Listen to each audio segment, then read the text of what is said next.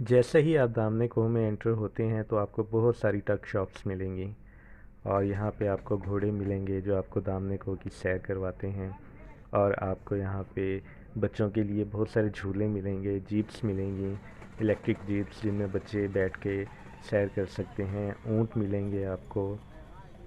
और फिर जैसे जैसे आप आहिस्ता आहिस्ता आगे जाते हैं तो फिर वो मुकाम आता है जिसे असल में दामने कुओं कहते हैं।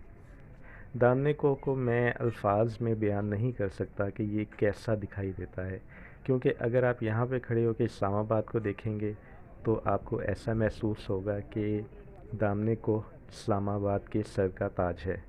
और अगर आप यहाँ से खड़े होकर मार्गिला हिल्स को देखेंगे तो आपको महसूस होगा कि दामने कुओं मार्गिला हिल्स के पैरों के नीचे बिछा हुआ एक खूबसूरत कालीन है। दामने कुओं का अपना वजूद अपनी आँखों से देखना मुश्किल है। जैसे आप एक झील को देखते हैं, एक पहाड़ को देखते हैं, किसी भी एक मंज़र को देखते हैं तो वो आपकी आँखों में कैद हो जाता है।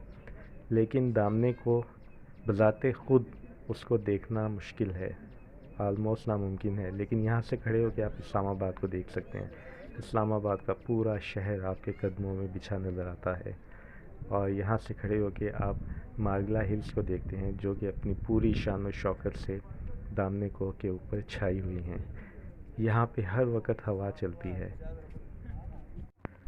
दामने कुओं के व्यू पॉइंट से जब आप वापस आते हैं तो एक बहुत खूबसूरत सा टाइल्स का बना हुआ ट्रैक है जो आपको एक बहुत प्यारे सिटिंग प्लेस पर लेके आता है। इस सिटिंग प्लेस पे आएँ, आप यहाँ पे बैठ के रेस्ट करें, चाय पिएं।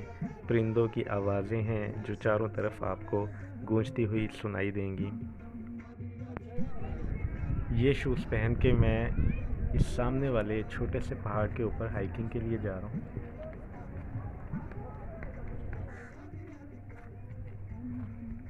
इस्लामाबाद के जो ये पहाड़ हैं जिन्हें मार्गिला हिल्स कहते हैं, इनकी ग्रीनरी मुझे हमेशा धोखा देती है।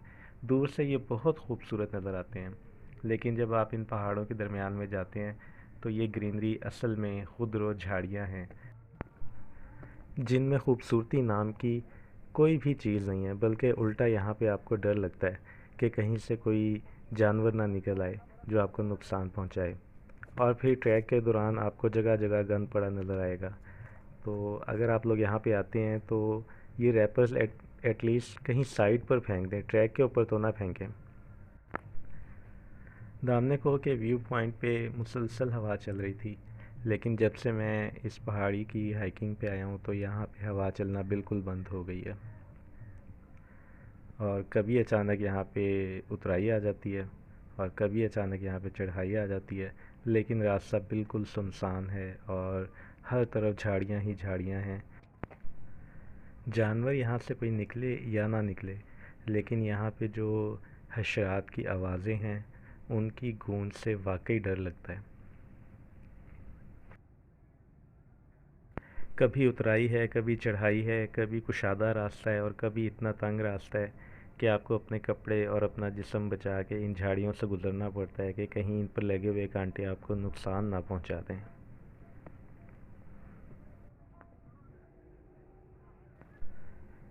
15 से 20 मिनट की इस हाइकिंग के बाद जब आप वापस आते हैं तो सामने बहुत सारे बंदर आपका इस्तकबाल करते हैं। पहाड़ के ऊपर बंदर नहीं है, लेकिन जैसे ही आप नीचे आते हैं तो आपको दरख्तों के ऊपर जगह जगह बंदर बैठे हुए दिखाई देंगे जिनको छेड़ने का अपना ही मज़ा है।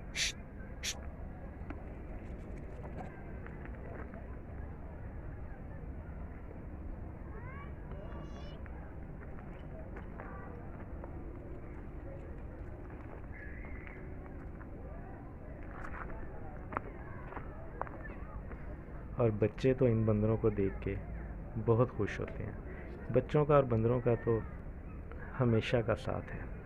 मंकीज़ हैं ऊपर, मंकीज़, वो देखो।